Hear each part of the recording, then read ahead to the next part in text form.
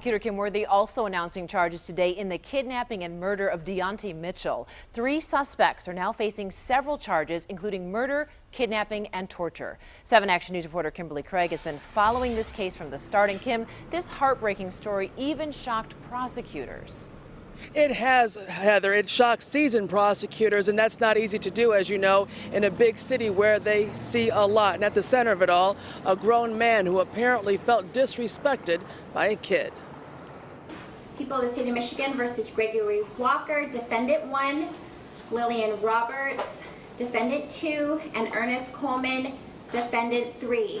They are all 3 charged with kidnapping, torture, and felony murder. But because investigators say 45-year-old Gregory Walker is the one who choked 13-year-old Deontae Mitchell to death, he's also been charged with first-degree premeditated murder. Sources say Walker was drunk when he dropped $70 on the ground, and he had an axe to grind with Deontae and his cousin for picking it up.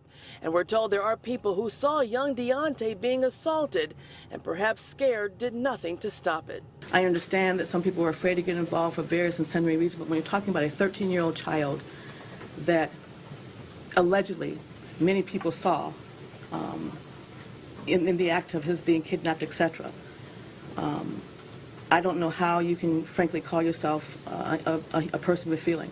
Did you hear the charges against you and the penalties you could receive? Yes. Gregory Walker seemed to be bored or annoyed that he was being charged with the 13-year-old's murder in a case that could send him and the others to prison for life. A prosecution police say he and his girlfriend Lillian Roberts tried to avoid, and that's why they skipped to Toledo after Deontae was murdered. The 3rd man charged in the case, Ernest Coleman, is Lillian's stepson, all now facing life in prison in the case where perhaps the most horrific details have not even been revealed. Count 4, torture. This is a felony with maximum penalty of life or any term of years. And the alleged facts in this case, I think, will further unnerve people who simply want to see this be a safe city and want to see our children be safe.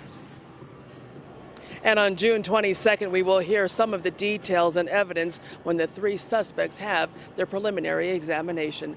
That's the very latest from downtown Detroit. Kimberly Craig, 7 Action News. All right, Kim, just a gut-wrenching case all the way around. But let's turn to the